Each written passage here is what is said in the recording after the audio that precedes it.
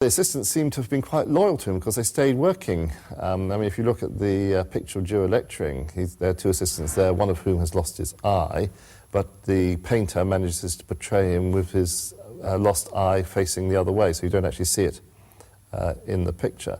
So clearly there was something going for Dewar with his assistants in that they kept that sort of loyalty in a way that would be almost inconceivable in the modern world.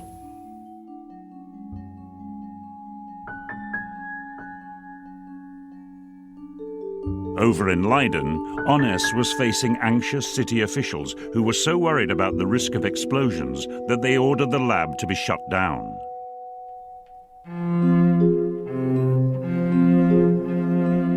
Dewar wrote a letter of protest on behalf of Onnes, but the Leiden lab remained closed for 2 years.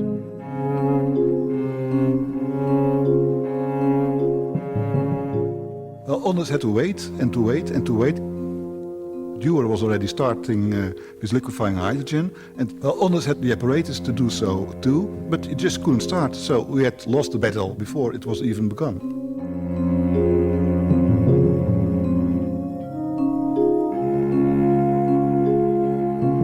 The year is 1898. Dewar has been working on trying to liquefy hydrogen for more than 20 years, and he's finally ready to make the final assault on Mount Hydrogen. By using liquid oxygen, they brought down the temperature of the hydrogen gas to minus 200 degrees centigrade. They increased the pressure till the vessels were almost bursting, and then opened the last valve in the cascade. Shortly after starting, the nozzle plugged, but it got free by good luck. And almost immediately drops of liquid began to fall, and soon accumulated 20 cubic centimeters. Dewar had liquefied hydrogen, the last of the so-called permanent gases. To prove it, he took a small tube of liquid oxygen and plunged it into the new liquid. Instantly, the liquid oxygen froze solid. Now he was convinced. He had produced the coldest liquid on Earth and had come closer to absolute zero than anyone else. Dewar thought that he had done the most amazing feat of science in the world, that he would be immediately celebrated for it and get whatever prizes there were available. And that didn't happen. I think for Dewar, it was the ambition of a mountaineer. You've climbed the highest mountain peak that you can see in the range around you, and just as you get to the top of the peak, there's an even higher mountain just beyond. That mountain was helium, a recently discovered inert gas. Van der Waals' theory predicted helium would liquefy at an even lower temperature than hydrogen, at around 5 degrees above absolute zero. Now all Dewar had to do was to obtain some. It should not have been difficult. The two chemists who had discovered the inert gases, Lord Rayleigh and William Ramsay, often worked together in the lab next door. Unfortunately, Dewar had made enemies of both of them by publicly criticizing their science and belittling their achievements, so they had no desire to share their helium. Camerlingonis was faced with the same problem as Dewar, which is, where can I get a supply of helium gas? And he actually asked Dewar to try and collaborate with him, too. And Dewar said, I'm having such a problem getting the gas by myself, I can't possibly give you any. I'd like to, but I can't. Eventually, each found a supply. But Onnes's industrial approach paid dividends. After 3 years, he had amassed enough helium gas to begin experiments. The tortoise was beginning to pull away from the hare. The liquefaction of these gases had become a matter of enormous pride and prestige for Dewar, but pretty quickly he ran out of resources. He was reaching the limit of what the budget would bear at the Royal Institution, and the helium supplies dried up. One day, when they were in the midst of working with gaseous helium, an assistant in Dewar's lab turned a knob to the left instead of to the right. A whole canister of the gas escaped into the air, and they had 6 months when they couldn't do any work whatsoever. Dewar was furious.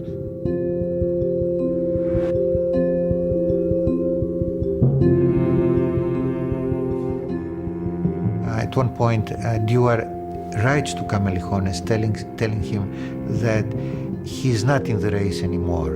He thinks that the problems for liquefying helium are such that he's not able to complete the job.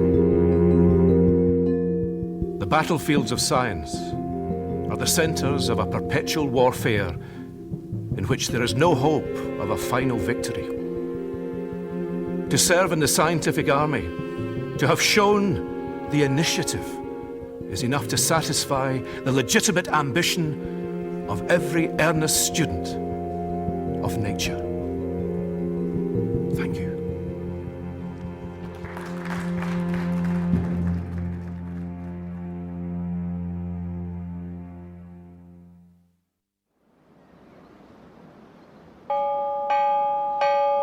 In the summer of 1908, Onnes summoned his chief assistant, Flim, from across the river. They were finally ready to try to liquefy helium.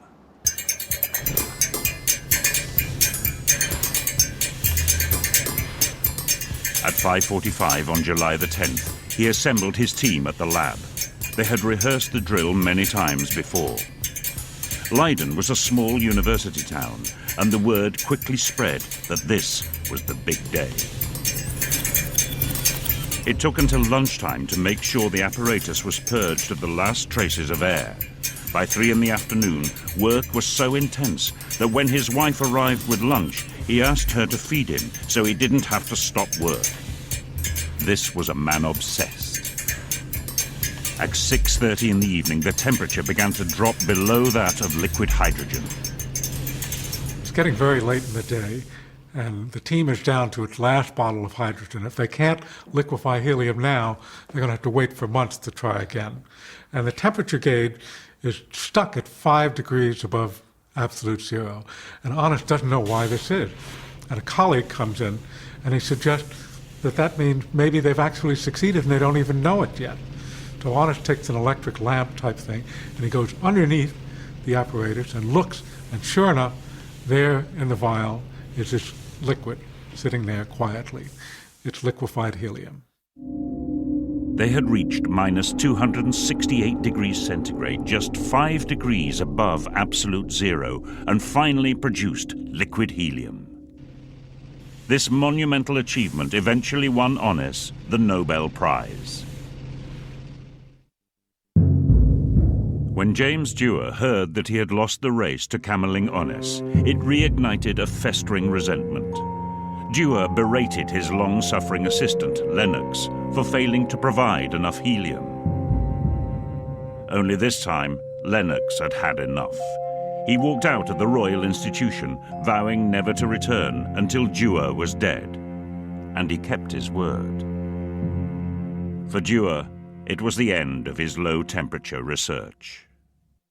He must have been incredibly irritated, and knowing Dewar, he must, one can imagine that sort of irritation he would have felt when Onnes came in for the Dutch to liquefy helium. And even today, Onnes' discovery of liquid helium is seen as a much more significant discovery than Dewar's work on liquefying hydrogen, which is slightly unfair because it's all part of the process of trying to achieve absolute zero.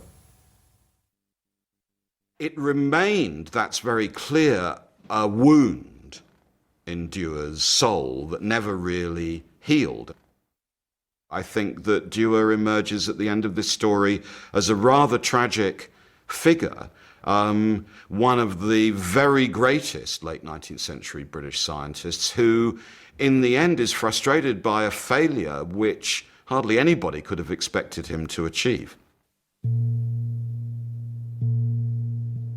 James Dewar's dream of reaching absolute zero was over.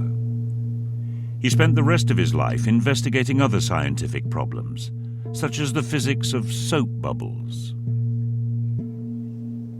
He had always been a loner. Ultimately, his refusal to collaborate cost him the glory he felt he deserved.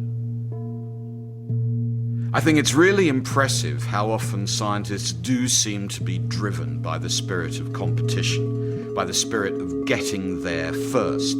But what's really fascinating about these races, the race for absolute zero, is that the goalposts move as you're playing the game. The race in science is not for a predetermined end, and once you're there, the story's over, the curtain comes down. That's not at all what it's like. Rather, it turns out you find things you didn't expect. Nature is cunning, as Einstein would have said, and she is constantly posing a new challenge, unanticipated by those people who start out on the race. Sometimes, an unexpected event triggers a whole new area of research. This happened in Leiden as Onnes's team began to investigate how materials conduct electricity at these very low temperatures. They observed that at around 4 degrees above absolute zero, all resistance to the flow of electricity abruptly vanished. The electrical resistance dropped as if it had gone over a cliff. It was going down and down and down, and then it disappeared, or all but disappeared. And this was an astonishing thing. Nobody had ever seen anything like this before. There was nothing on Earth that had no electrical resistance. Onnes later invented a new word to describe this bizarre phenomenon. He called it superconductivity.